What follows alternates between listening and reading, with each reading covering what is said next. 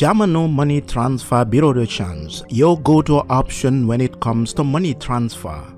With Jamano, you can send money from anywhere in the world to your family and loved ones in the Gambia and be sure the funds will be delivered to them within the shortest time possible.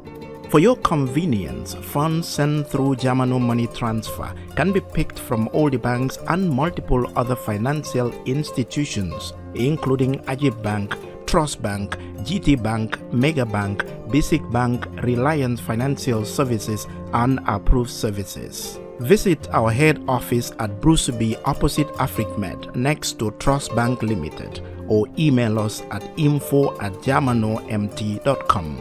You can as well call us on 310-3050 or 310-3051 or yet still 733-0688. Our opening hours are 8 a.m. to 8 p.m. Monday to Saturday and 9 a.m. to 4 p.m. on Sunday. Jamano Money Transfer, your most trusted money transfer service where customer satisfaction is paramount. When you think of a simple, fast, and reliable money transfer, think Jamano Money Transfer.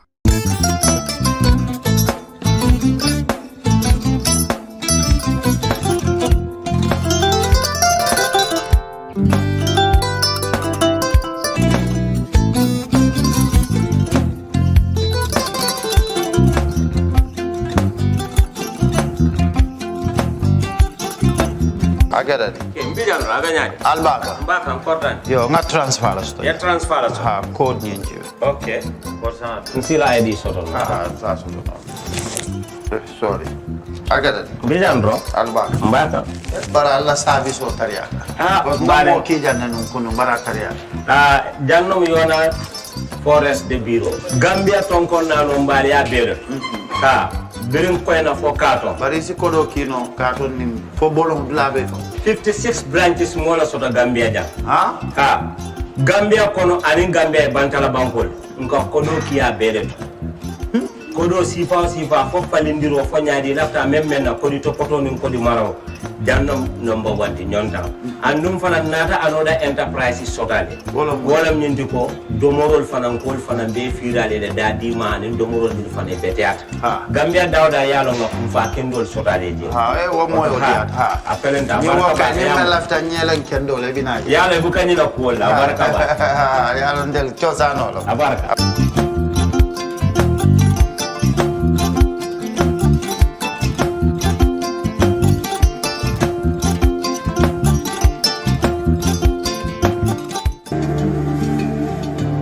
Islamic microfinance is becoming an increasingly popular mechanism for poverty alleviation, especially for developing countries around the world.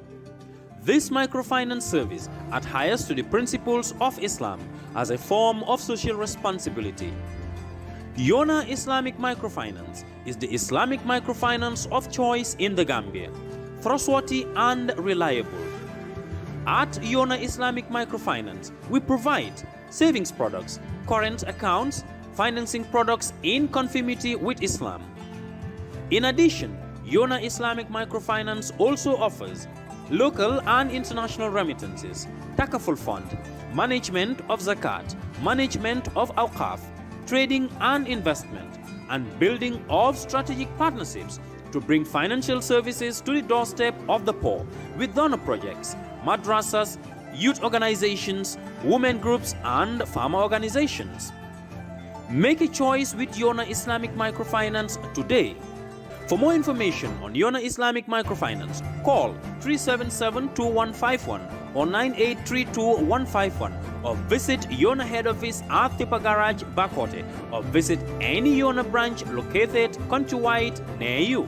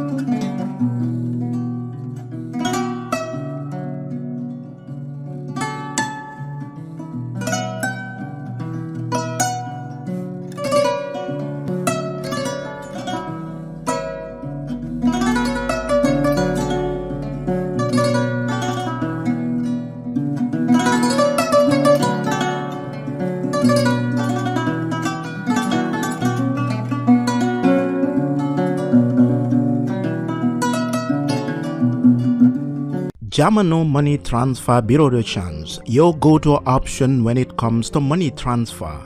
With Jamano, you can send money from anywhere in the world to your family and loved ones in the Gambia and be sure the funds will be delivered to them within the shortest time possible. For your convenience, funds sent through Jamano Money Transfer can be picked from all the banks and money. Hello, once again, welcome to the Brunch. I'm Lamin Cham. This week, we introduced a brand new political movement. What is it called? Who are behind them and what is their objective? We'll also tell you the ill-fated journey of the Gambian national under-16 basketball team to Guinea, who went there by bus but returned on a special flight. We will explore the paradox of that story. Also, why are Gambians opposed to the issuance of national ID cards overseas?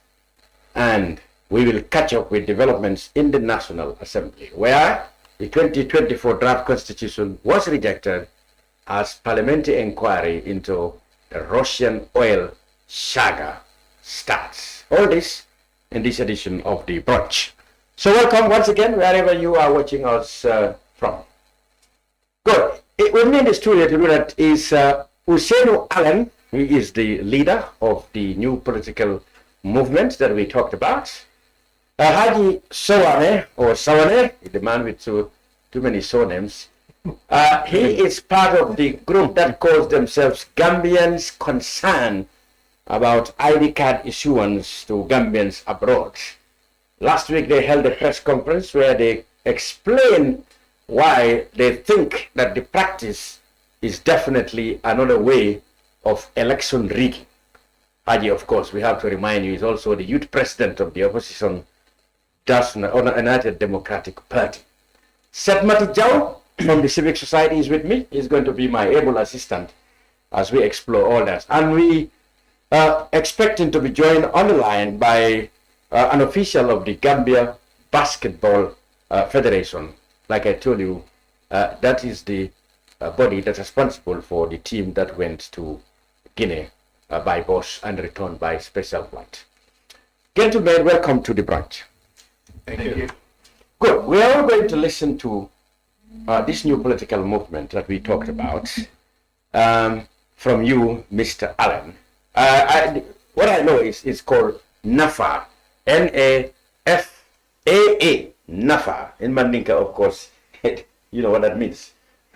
Something that is beneficial or whatever you get it for the people. What is Nafa?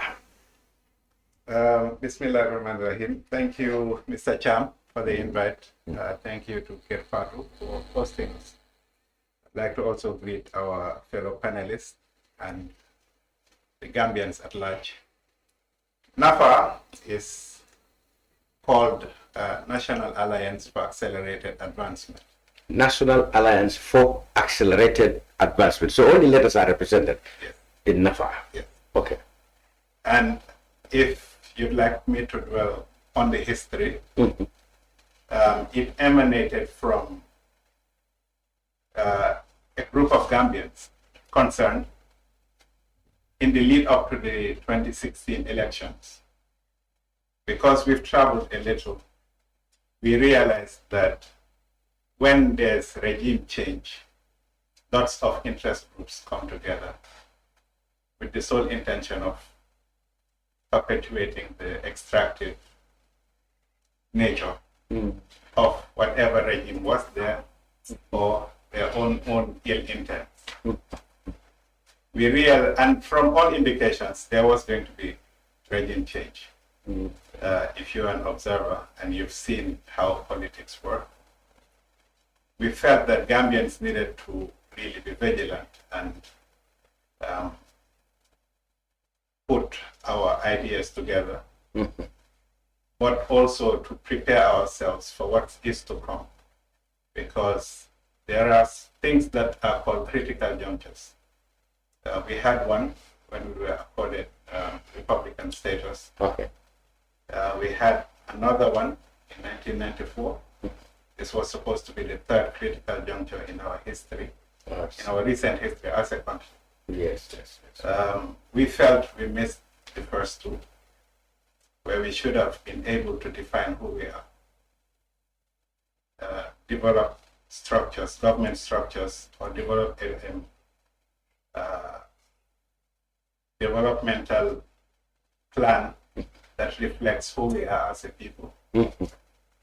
That way, we would have done away with that colonial system that was very extractive by identifying the Gambians themselves as the centerpiece to every developmental plan that we are doing. Unfortunately, what we experienced and we continue to experience today is that colonial legacy of this taking, and if in the process of taking you benefit the Gambians, some sort of benefit, you will do it, but the overall objective is how you can extract. So I'll give an example. If you know that the port to Banjul is going to help you ship whatever items you loot from the people, or you extort them by giving them lower than market prices. If you build a road that leads to the port, it might be interpreted as development for the people, but in essence, it is you making the looting or the extraction easier for you. So if you look at our governments, the way they were structured, we wish it was more citizen-centered in the way we define our executive, the legislative, and even the judiciary. I would even add our political parties. So we wish that were the case, but unfortunately, we've been shown that that type of change was not put in place, and Gambia is suffering from the consequences of that indecision and that missed opportunity. Unless we come together and change the mindset and try and have that paradigm shift where everything that we're doing put the Gambians at the fore, we will continue even in 2026 should there be a regime change. Okay, so that's the inspiration behind Nafa. Since at this stage, what stage are you in terms of making it practically and in all sense and purpose a political movement? For example, are you registered? We are not yet registered, but we've submitted our documents to the Independent Electoral Commission, IEC. Oh, you have prepared to register as a political party? It is. We're not even calling ourselves a movement. It's a party already. If we are given the registration, but have you met all the criteria already? Everything up to this point we have met. Really? Yeah. So if they give you the feedback that okay, you've met all of that, that's it's in the scrutiny process stage right now. Okay. Then you need to give the 1 million. I see. Yeah, but up to this point, we've met. For example, the collection of attestation from voters nationwide. Yeah, we did. We canvassed for signatures. You've got all that. All of that we've submitted. So you are at scrutiny position now. Yes, that's scrutiny. And you are definitely, when you get the green light that you have met all the criteria, you obviously going to go ahead and register. That's right. That's the plan. Okay. How structured is the movement? Because for what I know, I have not had it before. How structured, and how widespread are you, and how well known are you? It's unfortunate that in the Gambia, people that are considered civil servants or working for government, or even have any business interest with government, don't tend to show, don't tend to be active in politics. Yeah, I think that's, maybe the GO, the General Order doesn't allow civil servants to openly take part in politics, unlike Senegal and other places where you can. But here the GO does not allow you to openly show interest in politics. Politics. And that's really, that's handicapping the political space. Yes, because if you want the most efficient people, the most qualified people to work for government, yet you're also saying that within the democratic space there needs to be political parties that are going to hold government to account, amongst other things, then what you're saying is the best amongst the people should be quiet about politics. Okay. And that should not be the case. We need to allow people to show patriotism whilst also being active in politics. There are things that can go together. It's not how do you call it, an oxymoron. It's something that can happen. So unless we revise those GO general orders, we will continue to have mediocres in the political space, and you can tell it's manifesting itself within the political space. So you're advocating like we change that so that it doesn't matter whether you're a civil servant, you can actively participate in politics. You can like in Senegal. Yes, but still be patriotic. So that shouldn't also warrant you to undermine whatever your TOR is at your place of work. Exactly. Because you've been hired to work for the government or for your nation. Yeah. So your political affiliation should not warrant you to... I think that's where it's difficult to draw the line. Often you hear the government saying, we're going to sack people, civil servants who sabotage us because they don't like the president, so instead of working for the state, they're sabotaging us. So the problem is, where do you draw the line? The Gambian, who probably is UDP in present day circumstances, and is known to be UDP in any department, will likely be threatened, with dismissal, because they automatically thought that once you are UDP, you will never wish, the government to succeed, and you may not perform in your job. You are looking for a situation where those things will no longer be a consideration. You work according to your TOR, then tomorrow you go to your political party. And that should be the case, because, like I said, our political parties, the way they are structured, it's also a colonial legacy. Where it is more of adversarial politics as opposed to consensus collaboration, or holding each other to account. Okay. So I'm sure within the discussion here, I might differ from your opinion, or Sait's opinion, or Mr. Suwaneh's opinion, but that's human. It's expected. We don't always have to. Our ideas don't always have to align. Exactly. But we will leave this platform shaking hands. Exactly. Isn't it? That's how it should. That's how politics should work.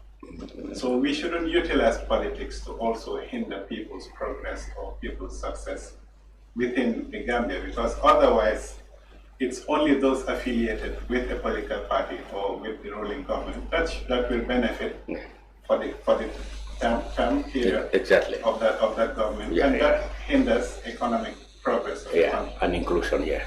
Okay. So much about Nafa now. So we will come back to you. I'll ask my panelists whether they have one or two questions to ask you. Hagi, being from UDP, are you even scared now? There's a Thank you so much, Professor. I call him Hagi in advance. Yes, His Excellency. Yes, all party leaders are His Excellency. I applaud him also for taking that brave step, because Gambian politics, particularly the Eastern political party, to come and oppose a ruling party, definitely is a bold step. Not many can definitely do it. Although for us as a party, just like you questioned me, and we welcome that in the space. Because in multi-party democracy, we wanted to hold our government to account. We must believe in divergent views. And then in those, have to encourage also dissenting opinions to ensure those different views can bring us the good that we have for our country. UDP can be a political party, But it does not mean that if UDP's ideas are put forward, everybody has to agree with it. The question I always ask is, if political parties are registered, the disagreement that we have is that maybe governance system is not going well. So despite that difference with the UDP or DOI or other political parties, that does not be the reason for us to be sidelining each other, not to engage each other, to bring a solution for the general well-being of the country. So I only want to thank them and encourage them to go ahead, but if registered, let them know that they are an opposition like the UDP. So there will be no difference for us to come together and uproot the system that is hindering all of our lives together. So that's the only thing I wanted to contribute here. Yes, Sait Matty, from the civic society. How do civic society react to this kind of news, potential or imminent, or let's just say proliferation of political parties? You know, I wear many hats. Sometimes I'm civil society. Sometimes I put on my academic hat. Sometimes I just put on my. I don't know which hat. Yeah. So for me, I'm yes. But I think generally, you know, as we say, the more the merrier, because we're talking about democratic space, like Hagi mentioned, and so people have the right and freedom to associate, to even form new association, to be part of the process. Because at the end of the day, what is important and what they're asking for is. They have to come back to the Gambian people and then to ask for a mandate. And for me, usually when I see that, I welcome that. But of course, when we see more political parties coming up, people will start questioning, why is everybody coming up with a political party? Everybody started coming up with their own movement. That it's, you know, it is merrier, but it also, you know, becomes more difficult for the electorates. The competition becomes interesting. But of course, then the other question is survival. How do you survive within this cluttered space where you have today we're talking about almost 20 political parties. Well, if there's come, yeah, there are 21, and there are others that are coming also 22. I mean, so, but the good thing with this, it also gives people the opportunity and option to pick whatever they want to pick. And for me, based on that, I really like that. But also the argument that he is making in terms of the extractive, you know, is kind of academic in some sort of in some sort of a way. And I think when you read Citizens and Subject of Mahmoud Mamdani, he argues that, you know, what most African countries have failed to do is to break away from the colonial past. Instead, we are reproducing the same colonial establishments, same colonial mechanisms, the way the current governance system is basically like what the colonial government was doing, even though the difference is mostly you know, the actors are basically different. So for me, it's like they are citizens, they have the right to associate, they have the right to form their movement. So for me, it's a welcome. And Hagi mentioned that they have to oppose the government. But for me, the issue is being a political party. Yeah. It's a political party. You have to compete within the democratic space and compete with the government, compete with other opposition, compete with everybody. It has to be that way. And for me, I think. It also shows the extent to which our I hope you don't go that. I hope you don't go that way. You cannot kill two birds with one stone. Let's focus on the government. Yeah, you can. Yeah, so for me, from my perspective, it has to be like it's a competition. So everybody must compete, and then at the end of the day, it's the population that do the selection, and whatever the population select, I have no issue with that. Indeed. Okay, Mr. Allen. Okay, you know, his party seems to be taking the sophisticated approach. That is. Okay, you might have regime change, but you know, as you would hear from Doi or so, what is put in place? You know, he's saying that what has been put in place in 2016 fell far short of addressing the issues. That's why they think that, you know, you definitely have to have a way where the fundamental problems will be addressed. Yeah. Now, when you get registered, and I hope you do. Are you going to look into because there's much talk about cooperation or even an alliance among opposition parties. Are you going to be open to that? That's an interesting question, something that we've been hearing a lot of. But, you know, all of mune kundomi resa mam, to giselu nyul daw. Who? Ndobin. Ndobin, hamna Ndobin, wow. Resa mam. So, it's one strategy of aborting the baby before it's born. So before we are allowed to manifest ourselves, for Gambians to hear where we're coming from, They tell us, come do coalition, and they hide us. Gambians need to hear us out.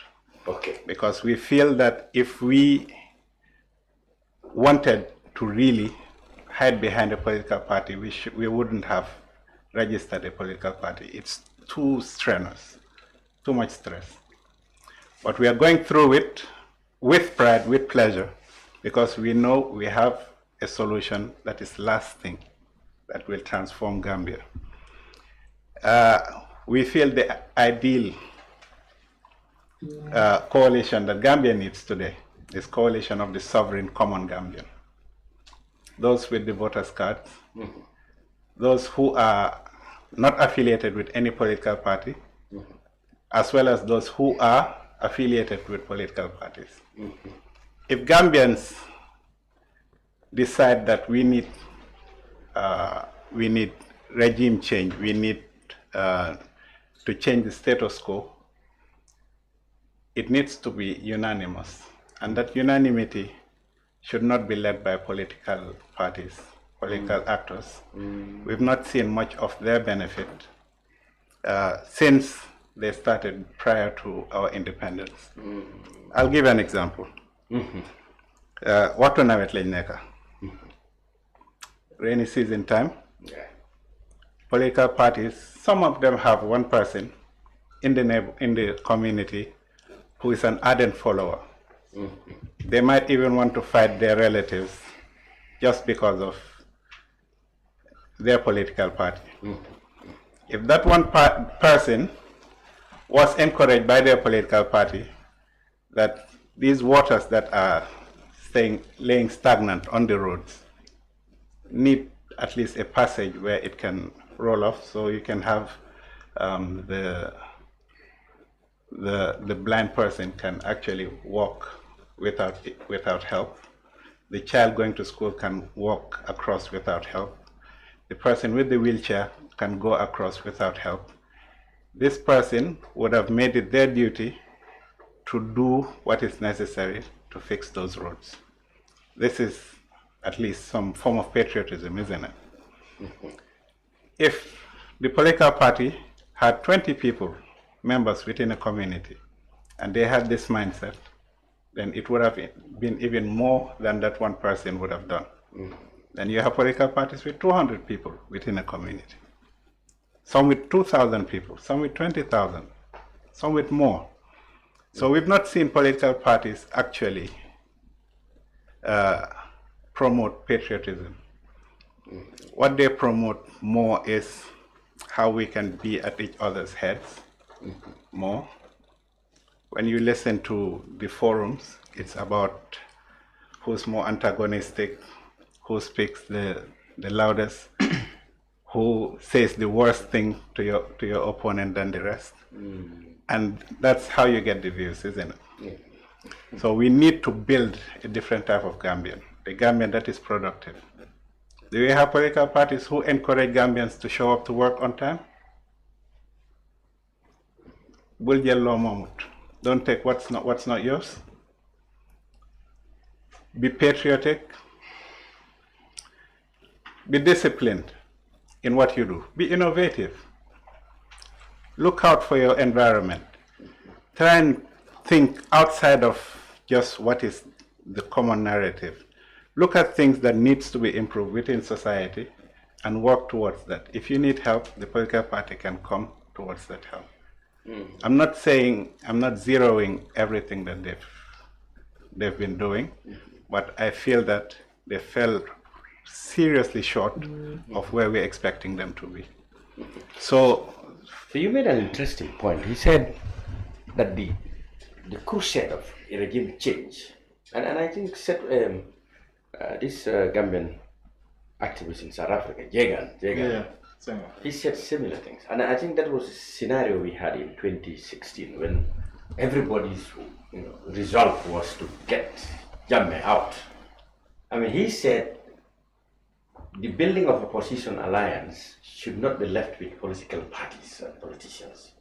It's the citizens who should control the action and let the politicians know it is the desire of the citizens rather than them to change the system. So he said in that case, the political parties and politicians, opposition that is, will listen to the people, but eventually it's the people who are going to vote.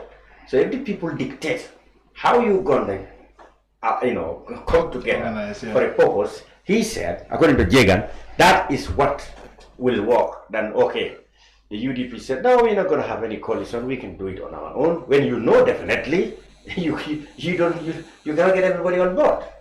So you also are coming the same way. Okay, try to be realistic, Mr. Allen.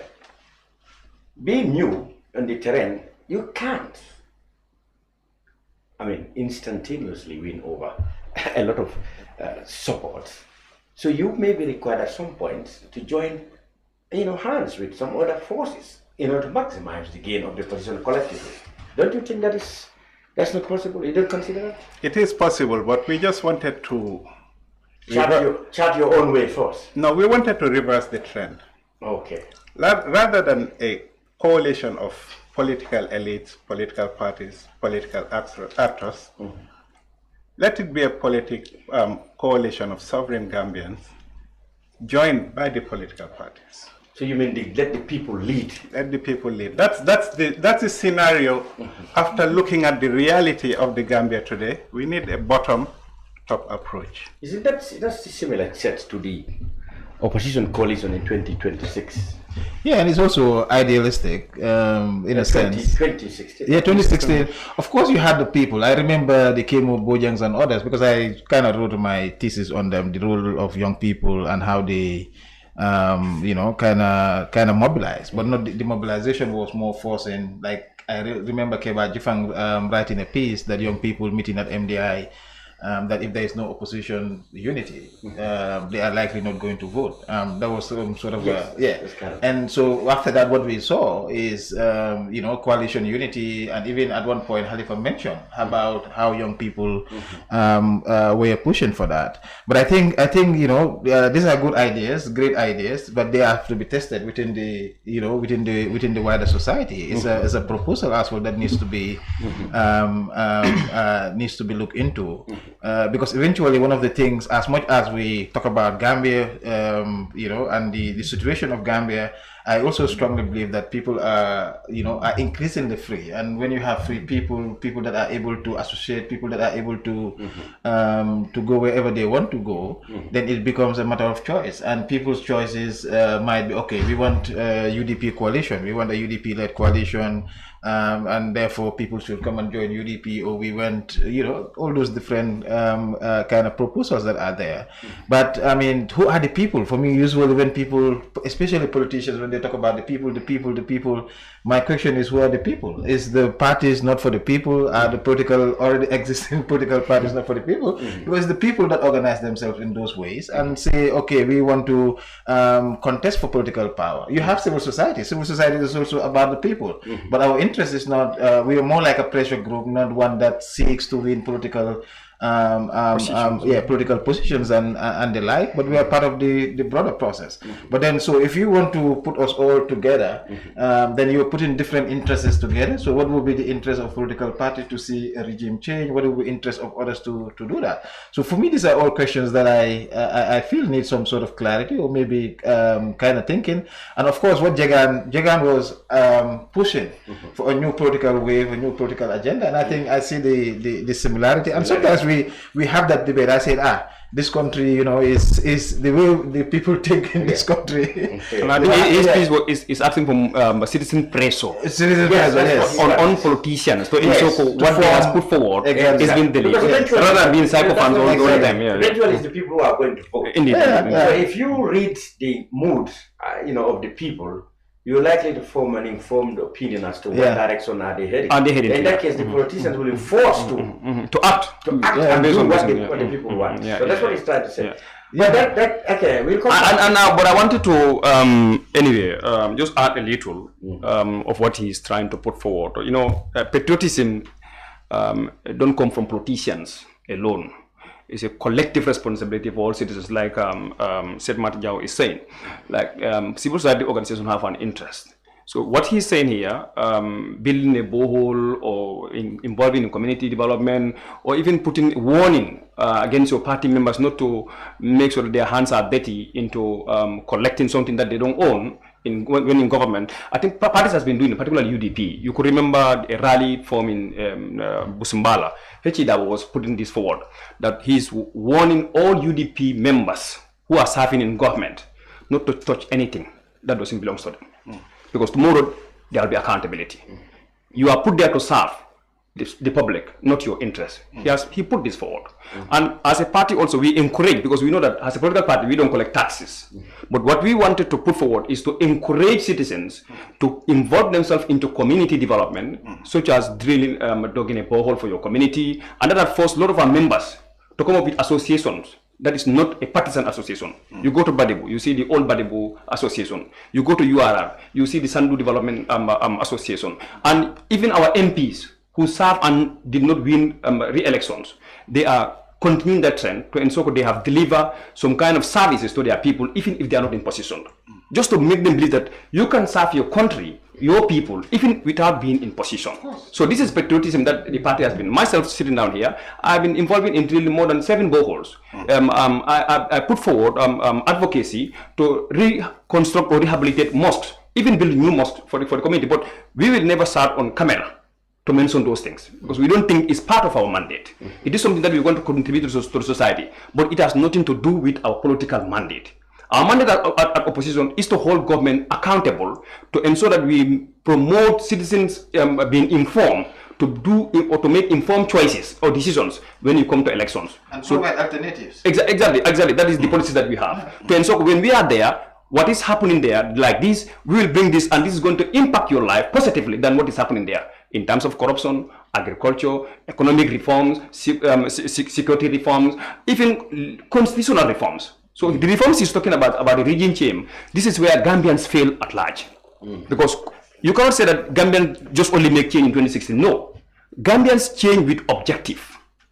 That is why you have the policy of the manifesto of the coalition, not about road infrastructure alone, but primarily was about reforms. Be it constitutional reform, be it legal reform, civil society, and even economic reforms. So this is what they have put forward. This is what they have sold to Gambian citizens, and it came with a mandate. So citizens' pressure. This is where your man is trying to put forward. So if politicians put this kind of agenda before you, don't look at them as individuals. If you buy that idea, you have to make sure that after electing that person in office, don't look at him. Look at what has been sold to you. What did you buy from them? You have to put the pressure on them so that they deliver on those promises. That is what is going to positively impact your life. But not I sold to you a chicken, then when I came, I wanted to bring a bird flying, that this is what is good than the chicken. So before your life is being impacted positively, it will be so late. So citizen pressure supposed to be focused on what is politicians selling to us. So these political groups, as Sait Matty said, it is those people we are talking about. They are the same people who decided to form these parties. Like if you say UDP, it is me here. If you say Nafa, it is you here. So you are the human being there. So political parties are not empty houses. They are those human beings who form them together based on objectives. So to drive them, make them achievable, the same people has to hold us accountable so that we will not deviate what we have already sold to them. Yeah. Okay, we'll come back to Nafa. Hagi, you were among the people calling themselves Gambians. Now it's Hagi store. Concerned about ID card issues. Now it's Gambia store. Now, it's Hagi store. The Gambia government has said, and this all of us now, the Gambia government has said it felt compelled to assist Gambians abroad in terms of documentation so that they wouldn't have to be harassed or maybe treated badly because they don't have national ID cards or national documents to identify them. So that was the argument of the government.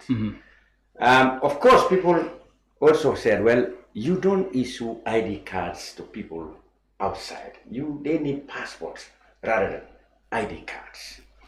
And your group has come up to say that, okay, maybe this can be, you allegedly said this can be a way to rig our election, because ID card is one way of acquiring a voter's card. An ID card issuance requires attestations that cannot be done outside the Gambia. For example, Al Kalolu and other people who are supposed to be do the attestation are not in Mauritania. They are not in Congo. They are not in Gabon. So you raise the issue that how then can it be transparent? How can anybody believe that the measure is actually not another form of rigging elections? You have to explain. Why do you think it is like that? Thank you so much, Mr. Cham. I think this ID card issue is supposed to be clear to everybody that it holds no merit. Yes, to travel outside the Gambia, in particular places like Gabon and Congo, to issue a Gambian ID card to a Gambian citizen there. It doesn't make any sense. I was into those countries before, and I'm still connected to those countries. Gambian ID card at the first place is not a requirement to acquire any of their documents. They don't ask you for any Gambian ID card. You mean when you are abroad? When you are abroad in those countries, they mention that they are going there, because after Mauritania, that has already been done, and you have not seen us coming up with this. So the question is, after Mauritania, the place they are heading to now, that is Congo, Mauritania, and Central Africa in general. Those countries, a mere Gambian passport can't even enter there. You have to acquire a visa. And then if you are there, that visa also must be supported by some of their local documents there to acquire their residential permit. Like a work permit. Exactly, to acquire their residential permit. And none of those permits to stay there, they will ask you for a Gambian ID card. Even if you provide it, it's meaningless. They are not linked. This ID card is not a requirement. It's not a requirement to any of their documents to stay in their countries. So that is what raised this question or a concern that why is Gambia government there? And that brought the troubling question, why are they not transparent with the whole process? Because to have an ID card in the Gambia here, it needs a verification. You have to verify to ensure the person is a Gambian.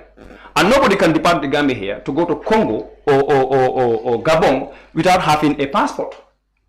Empty-handedly, you cannot go there. So if you are there with a passport, what happened to your passport? For Gambia government... Is that not enough? Yes, and the Gambia government cannot replace that passport with a passport, but they can only replace that passport with an ID card. What is going wrong? What is going wrong? So our concern is this is directly having a link to electoral fraud. Because my experience in those countries, Gambian population in Gabon is very minimal, very few. But yes, we have people who share the same culture, the same tradition with Gambian people residing together in those countries. Where are they from? Of course, they are from the West African countries. There are places like Mali, places like Senegal, places like Guinea-Conakry, and even Bissau. But you mean they can go to Congo, not necessarily register Gambian. You have cameras. Senegalese and you have cameras in Gambia here. You have cameras in Senegal. You have cameras in Mali. But what we are defining in camera is the spelling. So you cannot give a Gambian voter's card to a French spelling surname or a name. The technique here, what we're trying to detect is that Gambian ID card want to be issued to those people there to ensure they balance the Gambian population living in the Western, if in case they want to introduce diaspora voting, so that they will equalize it with the African Gambian diaspora. And they cannot have that through birth certificate, because nobody can travel here to Gabon with only a mere birth certificate. So you must have another document above the birth certificate. And our suspicion brought us this ID card issue scheme. And in fact, another thing is they are issuing it for free. For free. Free? For free. And in the Gambia, unless they come and clarify it. But what we know is they are giving it for free. And Gambia here, an ID card, I think people needed it the most in the Gambia here. $450. Yes, but and we need even if $450 is here. But look, you cannot go to the bank today and withdraw your money without having an ID card. And, you cannot go to the hospital. For example, if my wife want to go to labor today, I have to pay extra money if she doesn't have an ID card. Yeah. So if you have applied that ID card in the Gambia here, it will take you months before you get it. How on earth a money paid for that ID card, and you have to even bribe those immigration officers to even have a way to be able to submit that ID card? Not enough. Those people are issuing that ID card outside the country free to allegedly so-called Gambians. Is that true? So should we sit down and fold our hands and say, no, let's just allow them, they are helping Gambia? They are not helping Gambians. To our concern, they are helping and preparing themselves ahead of the 2026. Because diaspora voting is a pressure, not only from the Gambia, but from the international partners. And you know this government rely heavily on donor support. So sometimes these donor fundings are not forthcoming. Because lack of governments meeting some of the criteria or the conditions they have imposed on them. So to have that one, you know, don't tell me that the election bill, MPP has rejected clause 14 out of it. No. Supreme Court has already made a judgment that Gambians living abroad, it is their right to vote. And Gambia is a constituency when you come to national election, like presidential election. It's a constituency of its own. Yeah, one constituency. So Gambian citizens can live in America and still vote in Gambian presidential election without the constituency being demarcated. Okay. They have the right. So if we understand, they have people. They call themselves. What is your name? Gambians concern. Gambia ID card scheme a great concern. But then of course the bigger picture is you are people from the opposition and you are concerned about this. Oppositions are the one who will participate in elections. So whether we do it under a party ticket or a non-partisan ticket, for me, I'm a politician. The objective is, and I'm not going to be sorry to mention myself as a politician. But what interests me is the Gambia. Okay. With UDP or without UDP, Gambia still exists. So if you understand, and Alan, if you understand, they have people they're saying this. Okay, one, in the first place, people who are outside the country does not need ID cards. What they require is passports. And again, the methods and the criteria that is used to verify who is a Gambian before he can acquire an ID card, those systems and verifications cannot be done outside the Gambia. Because like I said, the Alcalde and Sefos are not there. And he is saying that probably this is a plan by the government to go there, register non-Gambians who are probably from West Africa, and then tomorrow we will hear that government has now agreed for diaspora voting, so that they would have equal, if not more, Gambians in quotes in the diaspora in African countries than those in the West. Yes. Because apparently they have been reluctant to give the West that priority because they fear. Well, they have always denied that. But then the opposition said they fear that those people might not be supporting the NPP, so they don't want diaspora voting unless they can have a number, from the African countries that can equal them, or perhaps, multiply, be more than them, then they can accept, voting. That's his argument. Do you think he makes sense? I see lots of logic in his arguments because he's not saying it out of thin air. He said he's been in those countries, so he knows the composition of Gambians and those that look like Gambians or are related to Gambians in some way, whether it is our geographical proximity to those people, especially if the names sound the same. And when you're preparing papers, you can change a letter or two, because it becomes your primary document for the country, right? So for that point, I would side with him because I don't know much about what's going on. For example, you live abroad. Yes. When you were acquiring papers where you reside in the United States, yes, passport and ID card, which ones were most required for you to submit? No, if you're coming from abroad, passports are what's necessary. If you have an ID card whilst residing where you are, then you can move about. You can even travel with ID with them. But not an ID from your own, from your. No. A passport is what's required. Not ID not card. An ID card. No. I think within ECOWAS you can travel with your ID, yes. Gambian ID. Yeah. But outside of ECOWAS, yeah. It's highly questionable if they're going there to give Gambians ID cards. Within ECOWAS, maybe you can argue for that case. We need to be vigilant, and I just like to clarify. I have lots of respect for politicians because I know how much it takes to show yourself. I think I mentioned it Yeah, before. definitely. It's the institution I have a problem with, the political institutions. But politicians, I don't have a problem. I actually have lots of respect because they hold very important positions within society. And at some point, you become a reference point. You become you start counseling people. Whenever they have issues, even if they have problems between themselves, you step in. If they need anything done within their community, you are the reference point. So I don't have a problem with politicians as individuals, but the institutions, because these institutions, unless we change their status quo, we will perpetuate our situation like this. And we need a different type of population, Gambian, because Gambia is frozen in time. Lots of countries are moving. And it is Gambians who need to move Gambia. And Gambians have lots of respect for political institutions. They listen to them. Some of them, they just wait for instructions.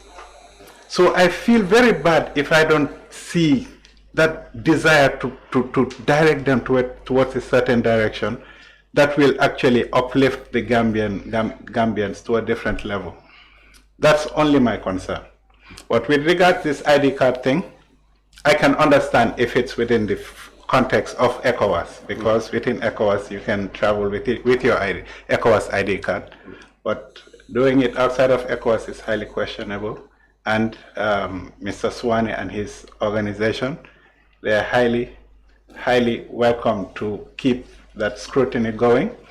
If I need more information about it, I'll lend a hand as well. I'll have to reach out to him to give me more information. Yes. Say, do you make any sense of this group? In quotes, politics. I mean, you have to remember they also come from opposition political background. So but do they make sense? No, for me, a Gambian can play different roles. And today you can be a politician, but tomorrow you are interested in a particular issue that you can organize and be present, because that's also the freedom of association. And that's apolitical. That could be apolitical. Whatever the behind the scene arguments are, for me, as long as it's organized and it raises an issue, I treat them as they claim and what they are. And I think some of the arguments that he made.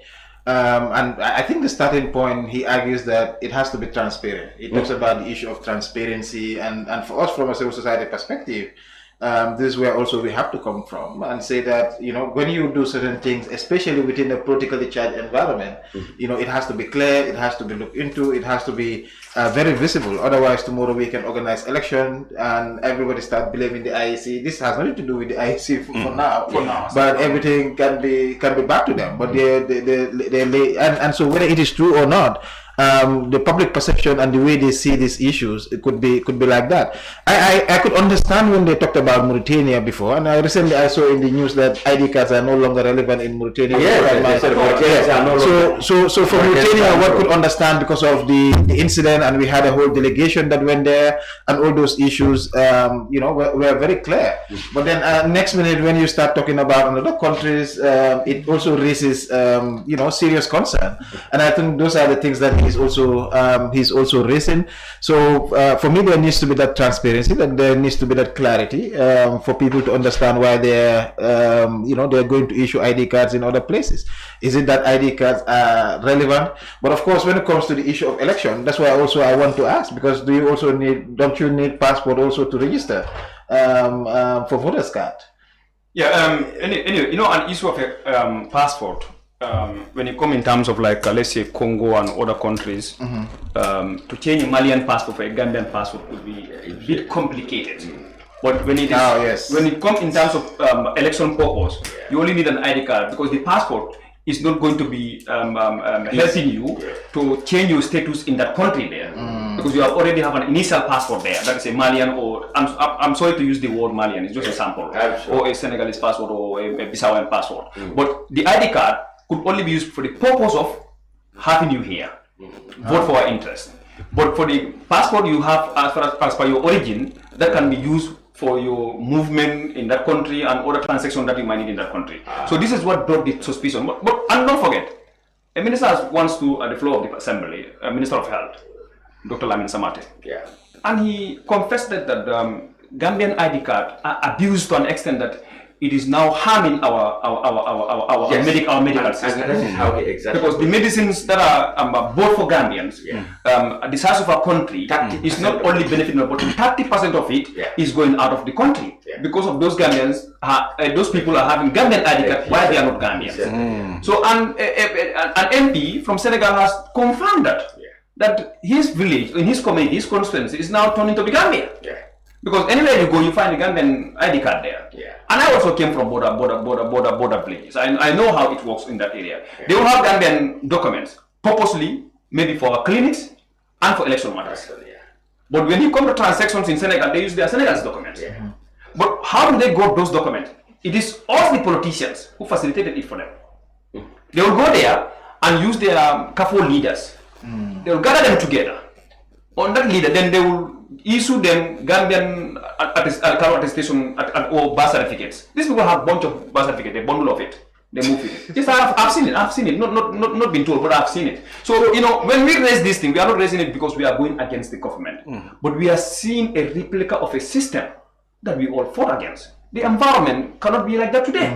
So when we see, it's not me being UDP, so I should sit down. If I go against this, we say it's UDP. We have to come out. If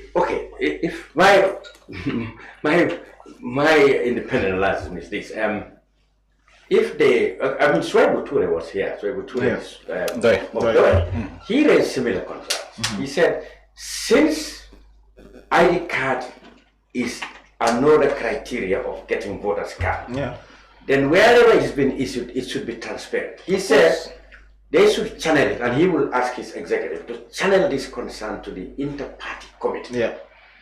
So that, he didn't say exactly, but what he's trying to say is, so that if immigration teams are going, since what they are going to issue has implications for voters card, let party representatives go with them. Of course. Political party representatives go with them to witness, I mean, the issuance, because it has political implications. Okay, they may not be immigration officers, but because the document can give you observers. So the IPC can facilitate so that, you know, political parties or their representatives can go and process and observe the process, just for transparency, and tomorrow to and I think for me, usually I advocate for the IEC, the IPC. I call them IPPC, so inter-party committee, because sometimes is good within that context, because it's a representative of all the political parties, and they even have the youth and the women component of it. And sometimes, for anything that has implication on election, I mean, they need to be part of the process to look at that. But for me, again, the primary issue, and this issue of foreigners registering to vote has long been part of the, our discussion when it comes to election. And at some point, I don't even know how can you allow non-Gambians to participate in an election. That is like cheating, and those kind of stuff need to be, long been happening and needs to be eliminated once and for all. But we also need to be in charge of our national documents to take ownership, to make sure that it is only people that deserve it, that owns it, gets it. But of course, for these different proposals, I will agree that, I mean, if they have to do it, and they cannot, they must do it, then there needs to be the IPC at least to be able to do that. But for me, that's why also I want the IPC to be more visible, to be stronger, to be looking at that, because they could help, as an inter-party, to be addressing some of these issues before it reaches to a different level. Because there's always what they call the cost of elections,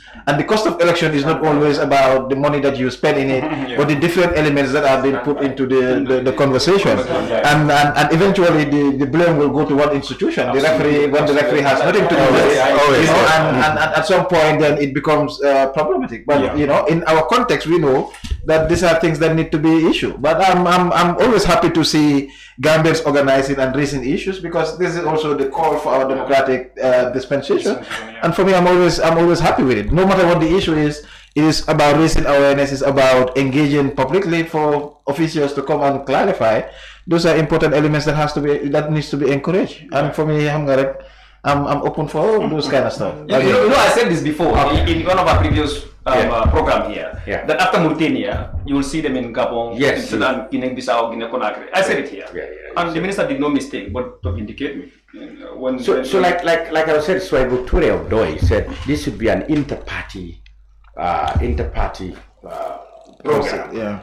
So that to ensure that whatever the misgivings of the opposition, are addressed by ensuring that the inter-party take up the matter. For example, so that let the political parties be represented. Where if they can't stop them going, let them be observers. Observe. Because also when you're looking for ID, you have to go for. Last time I went there to look, they said I have to go for interview. So you have to go for interview, and there are those different processes. And sometimes they ask you to bring in your parents' documents. Supporting documents. And so for me, I mean, for the political side of it, of course, one way to balance it is to have the IPC represented, at least, to see that. To that direction, the Deputy High Commissioner in Mauritania, Sekuba Jaju, when he was asked about this, he said passport is a requirement, birth certificate, or a damaged ID card and stuff like that.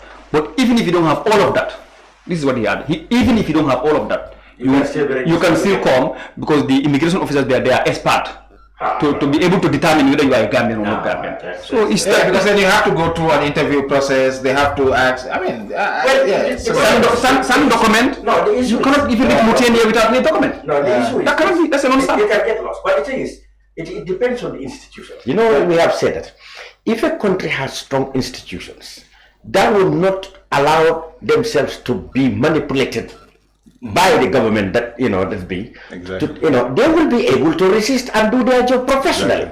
What we had problems with on the Yaya Jammeh is that these things were happening in broad daylight. Immigration was registering people from Casamance and Senegal and other place in broad daylight. I remember the case of one commissioner, the late Ibrahim Hassane of Brufut. He was third in command. He was sacked because he was alleged that he resisted the massive registration of aliens, in Cape Point at the house of. I can confirm that an immigration officer. That's how he got sacked. Yeah. They were registering people. So if we have institutions in the Gambia who can resist and do their job professionally, we will not have. Today we have the Russian oil saga. I mean, the parliamentarians are blaming police. Can you imagine? Police, Inspector General, and other people of not doing their work, listening to somebody from above. From above. Today they have been maligned everywhere. Yeah. So they must show professionalism and be able to resist. That look, I'm not going to do this because this is not my work. Tomorrow I'll be accountable. So if immigration officers registering Gambians do their job and scrutinize that you are not a Gambian, you're not going to get it. Nobody will come to this. I mean, they would have represented the country. Nobody would have any suspicion. So institutions must work independent of political manipulation. That's the answer. That's right. Bottom line. But the laws still now existed, and this is why we would always talk about reforms. You mentioned here, one can be working in a department, they still perceive as an opposition and undermining them. So I think the undermining issue in this department is all about resisting things that are not institutions must work that are not in line with good governance or ethical issues. When you resist them, they're trying to frame you as an opposition. An immigration officer prior to the 2021 election was transferred from Basse because of this issue. Exactly. So you see, because they are trying to register people, and he wanted to insist. Then they transfer him and bring somebody. So it has to be institutions. So that must resist manipulation. Because we have seen the Russian oil saga we are going to talk about. I mean, it's the same thing. We have public officials being named and shamed by the parliamentary report because they listen to somebody. Forgetting about their oaths. Yes. Today they are the ones taking the brunt of the meaning. So there must be independent and professionalism. So that's where. Okay. We talk about basketball. I'm trying to get an official of the basketball association, federation, to talk about it. So what happened in this case is that before we got him, the national under-16 basketball teams, female and male, were supposed to go to Guinea-Conakry, where they're going to play a zonal championship. They never got to Conakry. Well, they got there, but at least that's after the accident. The vehicle that they traveled, a bus, had an accident. Okay, I'm quoting now from Gambia, a very popular Gambia sports website called Gambia Foot. Was originally initiated to promote Gambian football, but it takes care of all kind of sporting matters. And this is the investigation they have established. The Gambia under 16 male and female basketball teams were selected to represent the country at an international tournament in Guinea-Conakry. They requested $2 million from the government to fly in air tickets to go there. Government, it says, response was there was no enough funds, no available funds. So the association and the team then took an alternative travel plan, and that is by road. They crossed several countries, going to Guinea, and then they got involved in an accident. The bus somersaulted. The picture of the bus is here. We've shown it already. After the incident, the Youth and Sports Minister informed the President, President Barrow.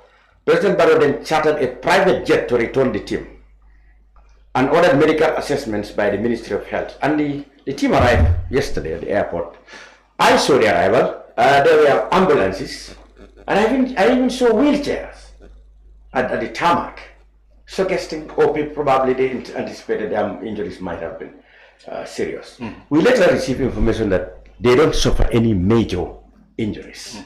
We're trying to get the basketball vice president, and we'll try. But then, this is the situation. What do you make of this? I would have wanted to also get the perspective of the basketball president, the federation's president. Yeah. But from what I've heard, investigated by Gumfoot website. Facebook.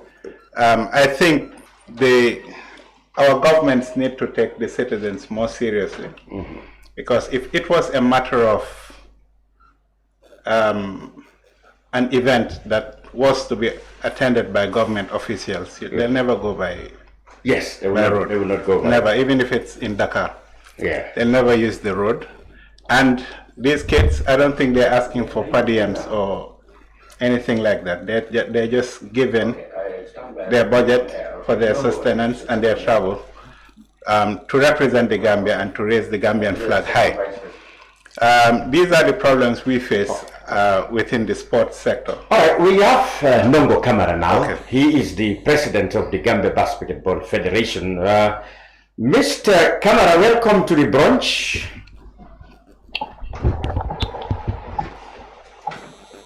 Hello, Mr. Kamara, are you there? Yes, I'm getting you. Hold on. Good. You are live on the brunch. We've been talking about the basketball teams, male and female under 16, who have been traveling to Conakry for a tournament and got involved in an accident. So they went by bus, but they came by special flights. That's after the accident. Can you tell us exactly what happened? How was this team prepared? Why would not they use aeroplane instead of road? And what has been the reaction of the Basketball Federation and the Gambia government after the accident? And where is the team right now? How far, if there is, how serious, if there's any injuries? We want in a very short time, if you can take us through it. Thank you very much, David, for the interview. As you know, I'm the president of the Gambia Basketball Association. Actually, what has transpired, this is an unfortunate incident. Unfortunate incident. Our intention was to go and participate and then come back home with a medal, gold medal, with a gold medal. That was the intention.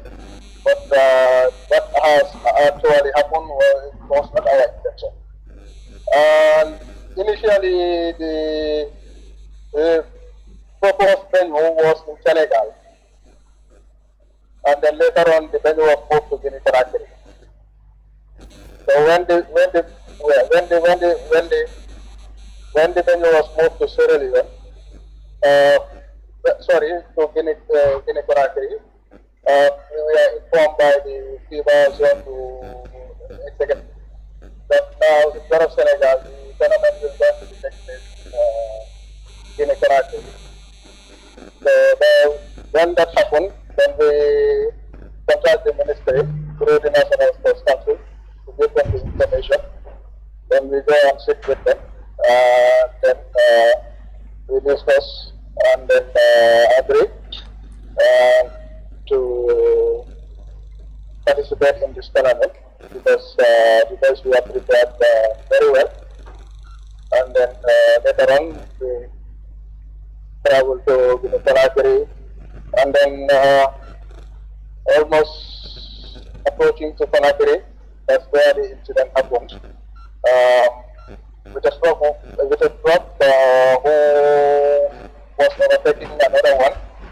So, and while the boss of the players was also coming, so that led the accident of the players. And then immediately they communicate the information through me. When I immediately called the ministry, the National Sports Council acting director and the minister, they immediately make a move, and then I called the local president, and then he immediately also make a move. They called me back together with the Minister of Sports and Minister of Health in Guinea to evacuate the players immediately to the nearest hospital in Kimbra. And they were well taken care of. They were well taken care of. And then later on, the following day, they were moved to Conakry, and then the government, set up a flight for their return. We're thanking the Union authorities and the Sponto FIFA president, and also the government of the Gambia, because we traveled to Togo, we traveled to Congo, and they were all flights. So it is an unfortunate incident. So we're thanking all the Gambian people for their concern as a citizen, because that's how a citizen should react. So I'm thanking the Gambian community at large for their concern, because Gambia, we are all fun. Okay. And then when the incident happened, everybody will be concerned. Indeed. And then that's how it should be. It's a lesson. Okay, For everyone. Mr. President, Next time. can I ask, how do you come by the decision to travel by land? Are you short of money? Example, when you submit your budget to the ministry, what was their response? Well, the initial budget, as I said, the house venue, the scheduled venue was in Senegal. And the Senegal, the Senegal budget was to travel by land. And then when the venue was moved, and then we went back to the ministry and then tell them the information that the venue is moved. So, very nice to take it, and then to participate in this event. Yeah, my boss, and So did you ask for more money? Did you ask for more money when the venue was changed from Senegal to Conakry? Did you tell the National Sports Council and the Ministry of Sports that you need more money now to be able to go by air to Conakry? Because the information was very prompt, which is from the previous gentry. The period was very short. Very short. So to make flight arrangement was very hectic and very tight. So that's why we make a check and a revised budget by plan to travel by bus to participate in this tournament. So you had money from the ministry anyway, enough to be able to fly, but you couldn't make flight arrangements. Is that what you are saying, within the short period when the tournament was due to start in Conakry? Or was it that your budget was short of buying tickets? Exactly. The flight arrangements were very, very, very tight. Very, very, very. But you have money anyway. Yeah. The money which was allocated to us was a little bit adjustment with from the Senegal, budget.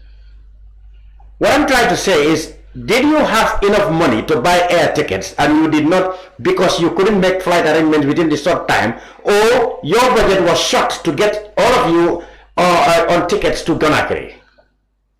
Yeah, the budget was short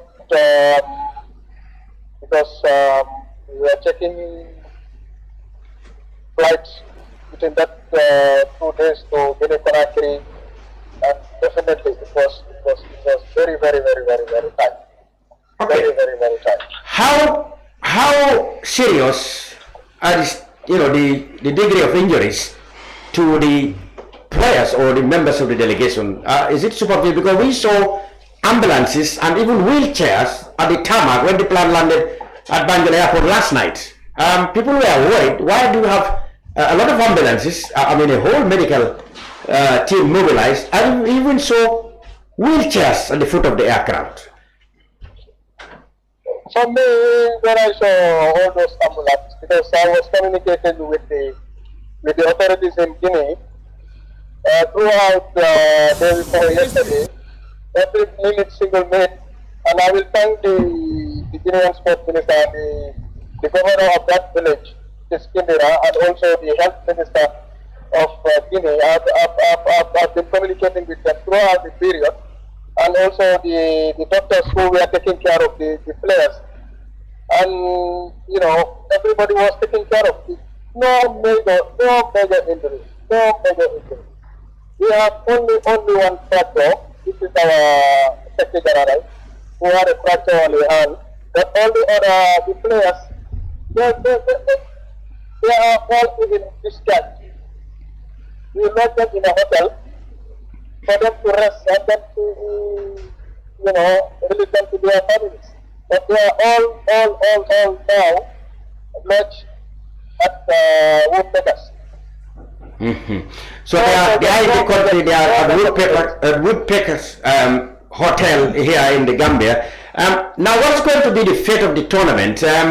Is Gambia automatically losing its place, or did the World Basketball Governing Body consider this incident and perhaps make other arrangements for the Gambian team? Well, we'll lodge an appeal to the FIFA Zone 2 executive. So we're waiting for the arrest report, because the incident was not our wish. Yeah, but they would have said, we don't advise you to travel by land for such a distance. FIFA and CAF, for example, if it is football, wouldn't have allowed national teams to travel to tournaments that distance over land. That's not allowed. It happened with the Togolese team, and they were blamed for that. What actually happened? Yes, now there is an accident happened, but we've been traveling, throughout 2024. We went to Guinea-Bissau. We came back with a gold medal between Senegal, Guinea, Mauritania, and Guinea-Bissau. We became champion under 21 Africa. And then we traveled to Senegal. We came with bronze and silver. We traveled again to Senegal, Chess, Bour. And then we came out also with a victory. And all that was by bus? Sorry? Yeah, by bus. All of them we are by bus.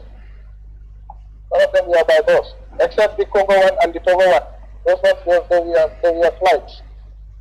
So what lesson have you learned as administrative basketball from this unfortunate incident? Well, we learn a lot. It's a lesson to us. Because it concerns all Gambians. Because they're all against what has happened. They said that you should not travel by bus. And then that has noted, and that happened when I guess we will not travel by bus with that distance. That's the hard part. That's the hard. You have to respect the concern of the Gambians. Exactly. The people are concerned. Are you not surprised yourself that the government could not give you enough budget to fly air tickets, but they can hire you a plane to bring you back. Well, that's true. They have special flights to bring us back, and they give us special treatment. But I mean, they've been traveling by flight, some of our trips. But the time, as I said, the time was very short. The time was very short, and flight arrangement and negotiations were very tight. We are very tight. I am not concerned that people have said if this was football, the government wouldn't have allowed the national team to travel. I mean, the government cost 90 million and even 31 million, you know, for the national team when they were going to the Africa Cup of Nations. Are you not concerned that this similar treatment is not given to your team? Yeah, that's the reality. That's the reality. What government is spending on football, they are not spending it to any other discipline. But gradually, they're stepping, you know. And I mean, I believe. I mean, it's a learning lesson. It's a learning lesson. It will not happen again. It will not happen again because I mean, nobody was expecting this kind of incident. But I have to respect the opinion of the Gambian people. They said that travel diverse to Guinea such a distance X. I agree with them X because we are representing the Gambian people. So I have to respect their opinion. I totally agree with them. They are right. You know, but I mean, alhamdulillah, thanks to the Almighty, there is no death and there is no measure in there. All of them are now resting at good places, hotel. And the doctors are there also, even checking with them out for us to hand them over to their families. Okay. President of the Gambia Gambia Basketball Federation, Ndongo Camara. Thank you very much for being on the brunch. You're welcome, sir. Thank you. Well, gentlemen, you had the president of the Gambia Basketball Federation there. Like I said, they went by bus, but they came on a special flight after an unfortunate accident in Kindira. I know Kindira, passed there. To go to by road. Yes, well, it's not uncommon that Gambian teams are traveling by land. I myself did land. I did travel with the volleyball and I know I think there was handball to Senegal and other places here. But this Conakry is too far. Actually, when I went to Kindira and Labe, it was also a sports mission, but that was then. Now most sporting bodies have make it a point of duty that if you are traveling across a long distance, they recommend flying by aircraft. Like in 2010, it happened to the Togolese national team. You remember that? Yeah. They got ambushed by what people believe to be rebels. And CAF said categorically, well, this is definitely the fault of why would you travel by land in such a way? So here is it.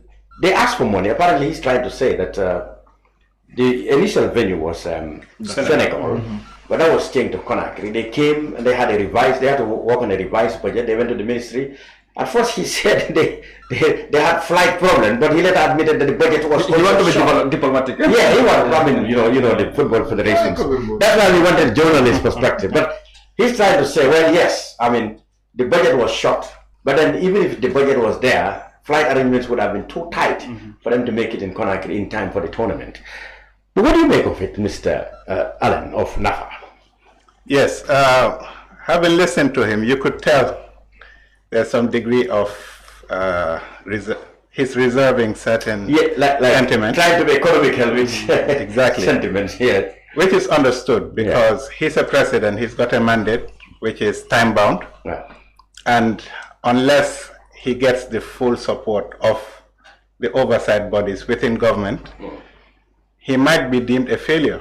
No, well, his association actually should be independent. He runs an independent sports association. He should be in place to say, actually, what went wrong, whether they had enough funding from government. That's why I put it to him that all associations like football. Football get 90 million in one day, 31 million, 36 million in one day. And they have always been criticism that football is definitely being favored more than other associations in the Gambia. Of course, the government will always argue football is the most popular and maybe their achievements are greater. But look at it. They hired. Are they? The Gambia government. In terms of achievements, that's the question. Well, that's what they said. I mean, but you have to pump money in order to see how they excel. I mean, the amount of money government spent in the national team alone over the last 5 years is over $300 to $400 million. I can tell you that. So, in terms of airfares, special flights, excluding the stadium. Of course, the stadium is not there. I'm talking about the national team traveling to tournaments. Interesting. Over nearly 400 million.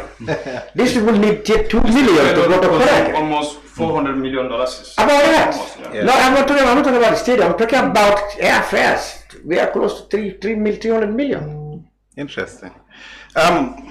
Like you said earlier about institutions, government institutions being needing to be independent.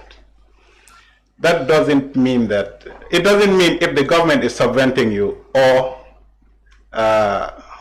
you need their backing in certain ways. You could not act independently within your mandate, because it is their responsibility to fund you. But you've been given a TOR very clearly stated that list your responsibilities that you need to do. I think that also applies with these federations and associations.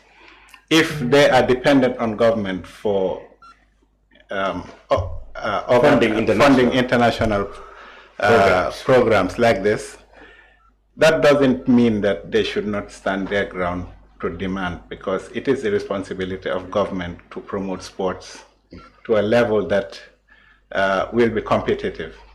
Gambia as a country, unfortunately, I think it's only the sports associations or the sports teams that are competitive. Mm-hmm. We as a government, we are not competitive because we could see that if it was a competition, we're not doing very well at the level of CAF, at the level of ECOWAS or CAF. or African Union. Or African Union, yes. Okay. All right. Hagi, what do you make of this incident? First was thank God everybody's now back. Yeah, that's what I wanted to say. To pray for those who have those whether minor or major injury, for their speedy recovery, because we need them in that area. That's basketball. But for me, I think it's kind of been a bit reckless about the whole thing. Despite the president is saying the first venue was Senegal, later cancel the short period, give them that challenge of meeting the budget requirement or acquiring flights for the team to fly on time to Conakry. I think that's just like a flimsy excuse.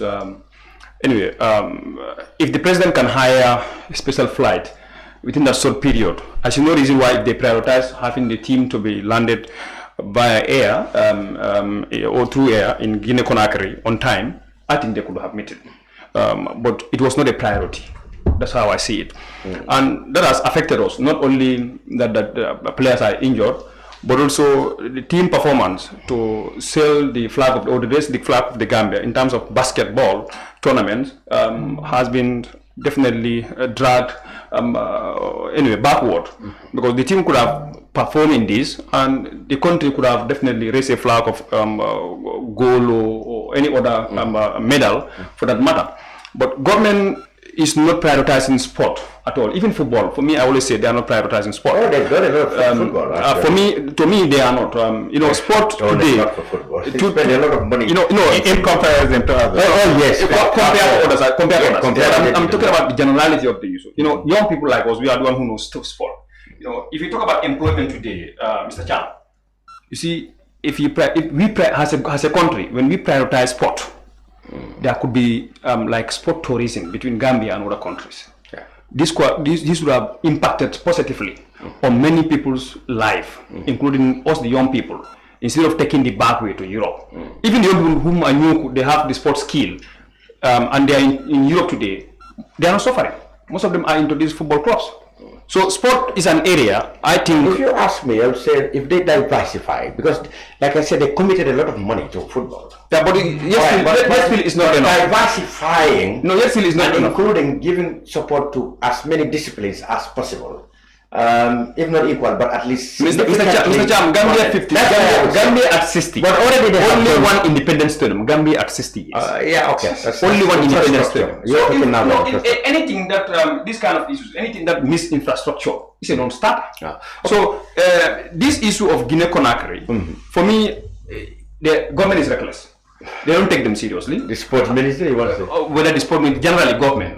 If they hadn't been, they took the issue of basketball seriously, they would have definitely met the time for these people to fly through air. What else do you expect from opposition UDP on this matter? No, I'm not speaking in I'm just putting This guy speaks his opinion. So now, let me have an independent view. No, for me, I mean, I read what Gamfoot put there. There is one side to the story, and I listened to the president as well. But like Hagi started, we want to wish them speedy recovery. I think to have kids, like we're talking about 16-year-olds, these are kids, absolutely. Who's will protect them? Out there to represent the country, and so we have to be there for them and to also give them all the support, especially now that the incident happened. All the psychological support that are required need to be given to them because, like we said, these are kids. I also listened to the guy. He talks about the fact that this is not the first time that they've been traveling, and he talks about the under 21. It means like it has been an option that has likely been there for them, and to do that. So it wasn't nothing wrong that they tried to use this option. And so today, most of us now are aware of this issue because the accident happened. And sometimes I feel, that certain events require reflection, require thinking. That I am sure next time when the sports association, especially the basketball, are going for such kind of tournaments, instead of them traveling by road, government will invest quite a lot of resources to ensure that happens. I can see governments will be seriously embarrassed by this incident. So it has to be there. So he also talks about the time. Of course, they are the ones that are there managing, doing all that management. I'm not going to remove that from him. I don't know the challenges that they face. I don't know the realities on the ground. But I think naturally, as they were saying, we need to invest. I always talk about this. Young people, when you invest in sports, music and all those things, you are creating employment. You are creating, because the talent is there, the interest is there, those things are there. So it's just how do you go about the investments? I think that's what needs to, that's what they need to do. And so for me, I say sorry to the kids and hope that they recover quickly, and psychologically might not affect them. They need to continue playing football. It's something that they love. They need to do that. Basketball in this case. But also, to say that government need to start. Of course, if you look at the Ministry of Youth and Sports budget, but then the government will argue that they get money, other monies from the sports levy from petrol cost or GSM rather. Yeah, but then still it's not enough because there is basketball, there is volleyball, there is other sports, swimming, tennis. I mean, all those things we need to, if we want to be visible, if we want to create that, if we want to make young people very much interested in these things, those are things that we need to invest. And the budget of these things need to be youth budget in this country generally is zero. No, the term was about, but the government have always raised, but the government always argue that youth sector have support from for example, in EU, in the last couple of years, you can see EU empowerment, and then you have the sports levy. I mean, so that EU empowerment. Finance minister you cannot just give a young person that invest in get support from other multi-sectorial. But it doesn't matter where the support is coming. But if the support doesn't come, how are we going to deal with that? Because sometimes, you have this budget constraint. Now the world is changing the way they want to do things. In fact, they are very good in using our there are a lot of things that you need to, because when you invest in sports for young people, you are doing many things. You are removing them from drugs. You are removing them from quite a lot of these social vices that exist within society. Because if they play basket, they are likely to run away. They will not be in the woods. They will not be hanging out. So if they play football, it's the same thing. So that's the kind of thinking that there is a lot of social investment. If you invest in sports, if you invest in the young people, you're protecting the society. And those are the things that they need to start thinking about, and not just look at, oh, they're supporting young people there, they're not supporting young people there. They need to look at that when you're investing in young people, you're investing in the future of this country. And that should be the thinking. It's not what is coming from. Whatever comes from anywhere else is addition. But what are you doing basically? For me, that's what my concern is more, rather than we're getting $10 from here, getting $10 from there. Just to piggyback on Mr. Jau, I'm part of those that set up the national TVET policy. National TVET policy. Okay. And also, I was in these kids' shoes years back. I used to represent Gambia as a under 14 tournaments. And Tennis. Even, tennis, sub-regional, and even that's why I mentioned African. tennis when I was giving this. Exactly. So I could relate. We need to institutionalize sports. And the best way to do that is to include sports as a TVET discipline. Yeah. That way, whatever budgets we have for TVET will also be factored into sports. Yeah. That way you'll build a whole generation of professional sports citizens and kids. So they will take sports as a discipline, not sports as an escape route, or so they'll take it more seriously. Through the nutrition, through they'll also be learning those transversal skills, critical thinking, and those things that make you a better person. Before the program, we mentioned about Winneba, the sports college in Ghana. All these Abidi Peles and others, they went through that sports college, and it's part of the vision of what's his name again? Dr. Kuruma. Dr. Kuruma, Kuruma. So if we do this, I'm sure that sports will be seen from a different lens, and it will be given the right that is due.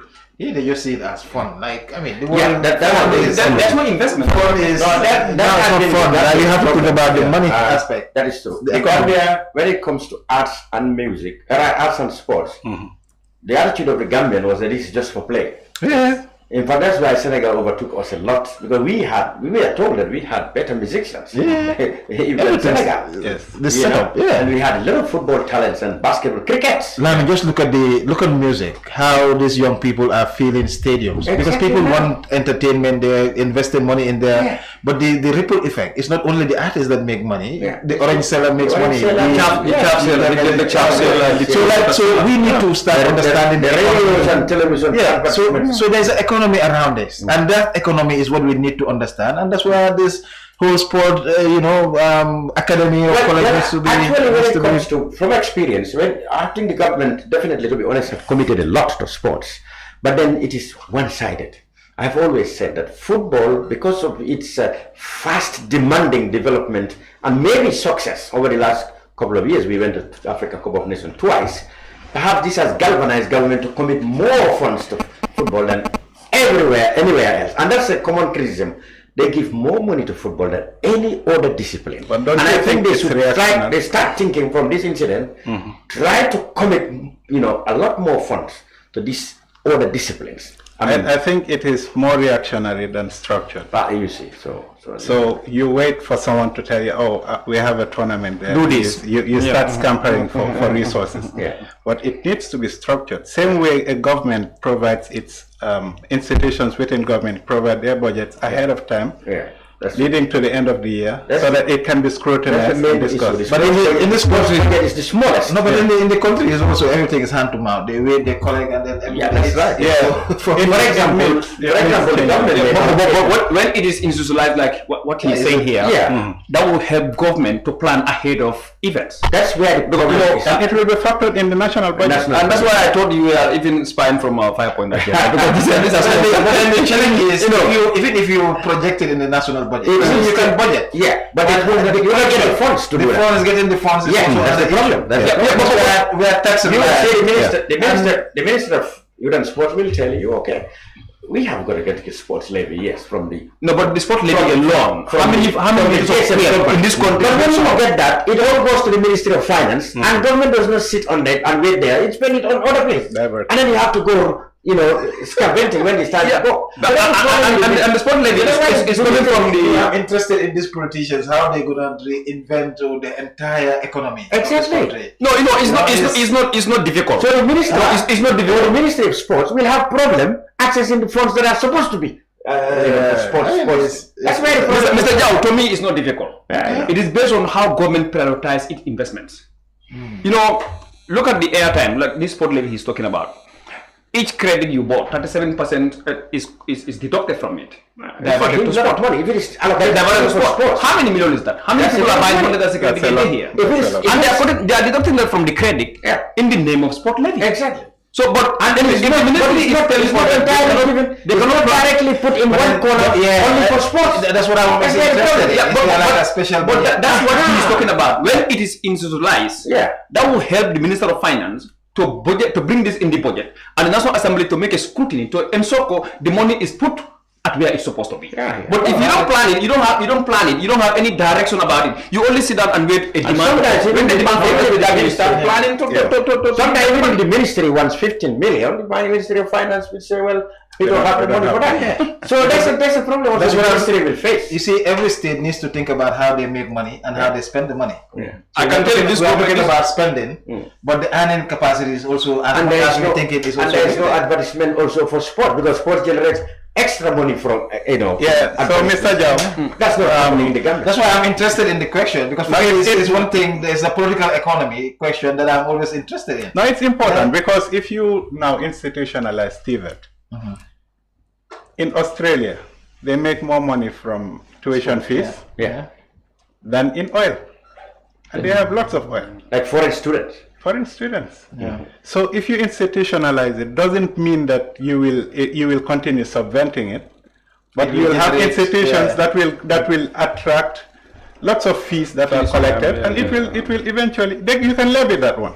Exactly. You can also add a levy on these institutions so that it can go to sports. Tennis, I'll give an example. They don't have a tennis stadium. They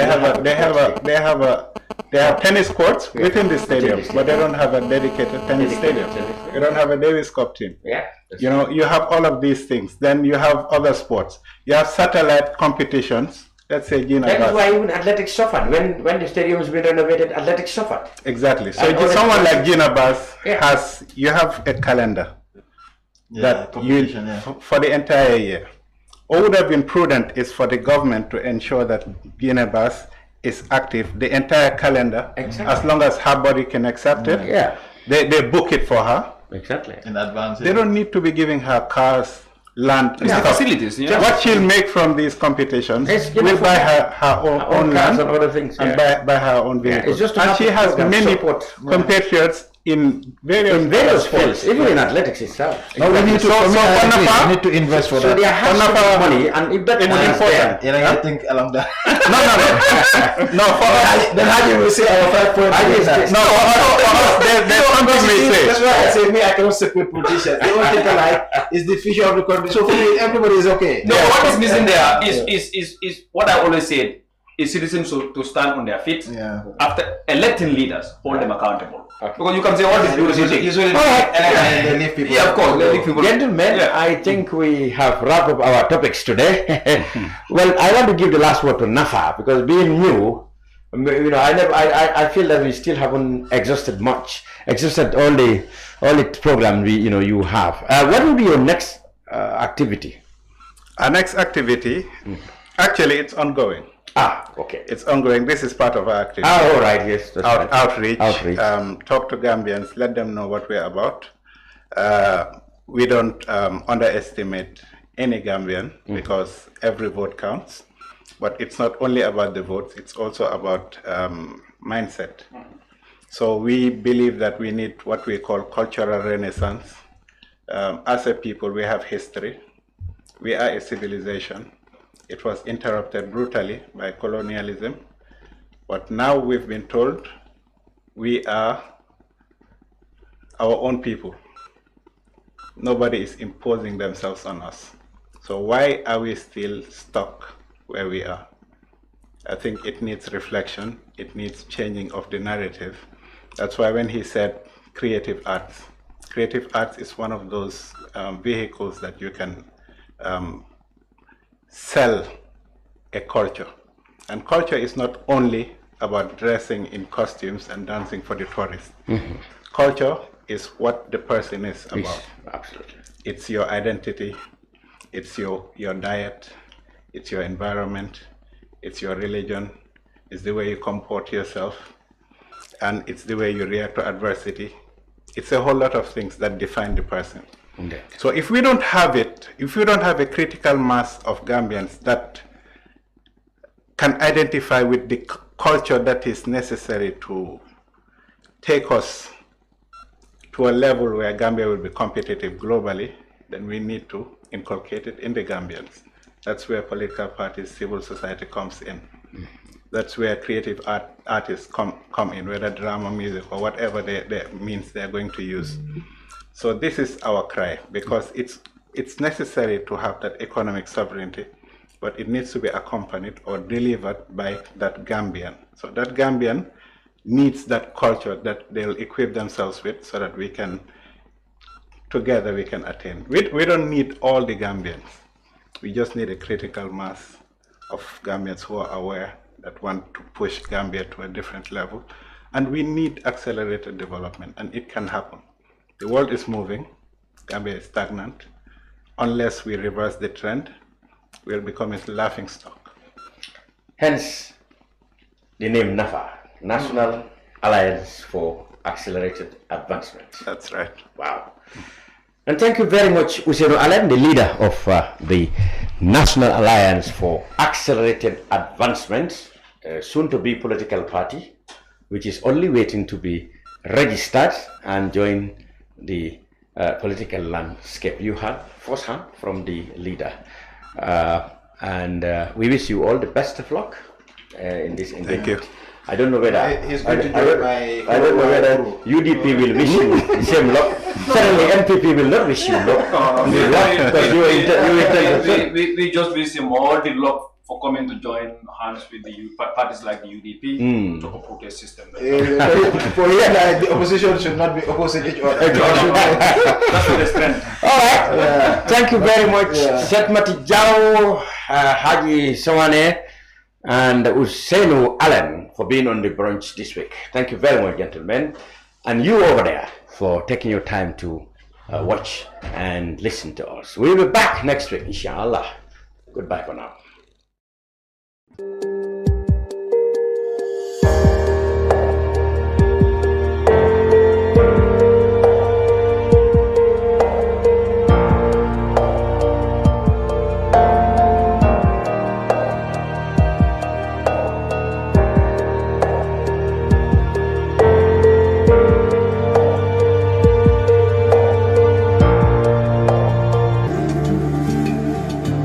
Islamic microfinance is becoming an increasingly popular mechanism for poverty alleviation, especially for developing countries around the world.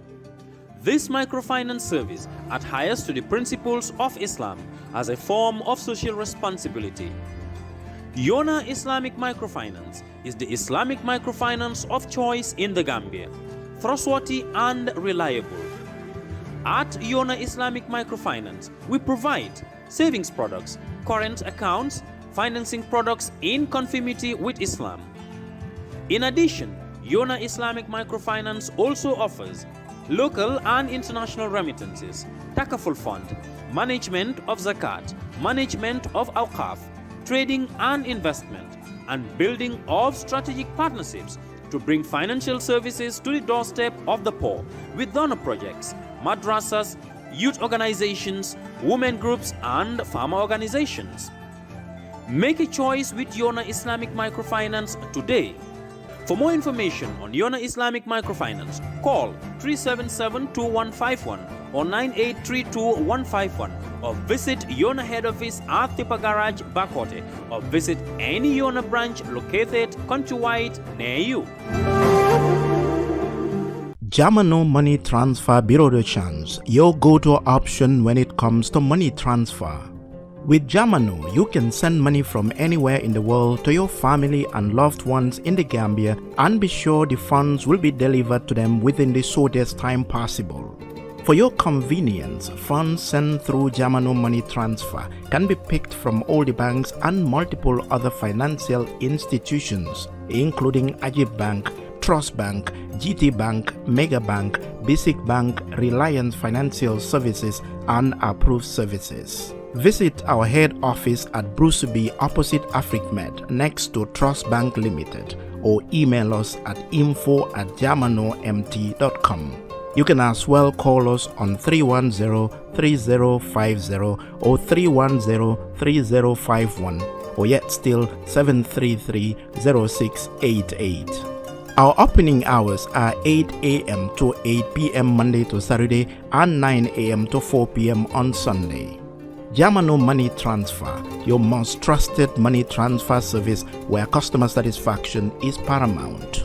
When you think of a simple, fast, and reliable money transfer, think Jamano Money Transfer.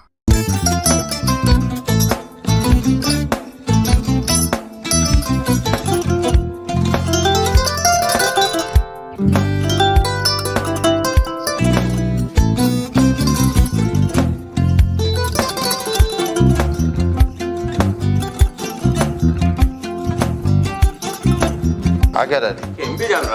Albaka. Mbaka important. Yo, nga transfer la sto. Ya transfer la sto. Ha, code nyingi. Okay. Nsila ID soto. Sa soto. Sorry. I get it. Bijan bro. Albaka. Mbaka. Bara alla service o tariya. Mbale. Mo ki janna nun kunu bara tariya. Janno mi yona forest de bureau. Gambia tonkon na no mbali ya bere. Birim koyna fo kato. Bari si kodo kino kato ni fo bolong blabe to. 56 branches mola sota Gambia jam. Ha? Gambia kono anin Gambia bantala bankol. Nka kodo kiya bere to.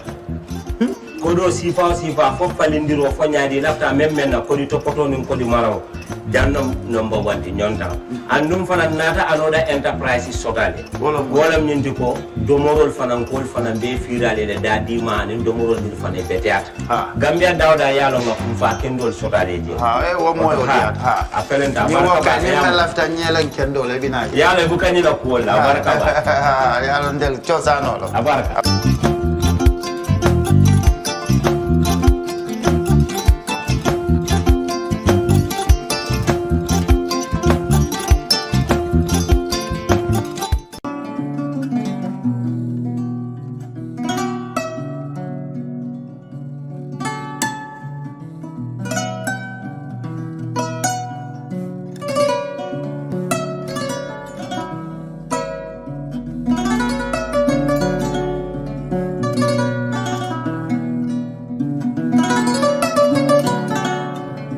you.